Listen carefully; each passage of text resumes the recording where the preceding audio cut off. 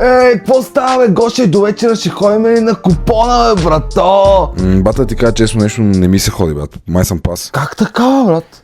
Разбирам те напълно, обаче преди това искам да те попитам каква е причината, поради която не искаш да дойдеш. Брат, ако съм честен, притеснявам се, че няма да има абсолютно никакъв хъс. Мога да ти гарантирам, че това е едно Истински комуникативно място. Та ние говорим за самия център на София. Жълтите павета.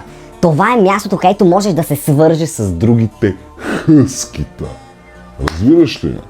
Да, бате, обаче според мен там супер много ще се гъчкаме с някакви гулнари, бате. Разбирам те много и аз не обичам да ми е тясно. Обаче тази дискотека над 300 квадратни метра.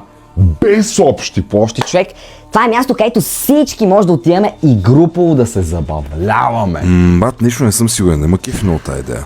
Разбирам, че не си достатъчно сигурен. Но има моменти в живота, в които трябва да се Довериш на вътрешното си чувство. Тази петък вечер може да бъде незабравима. Мисли за това.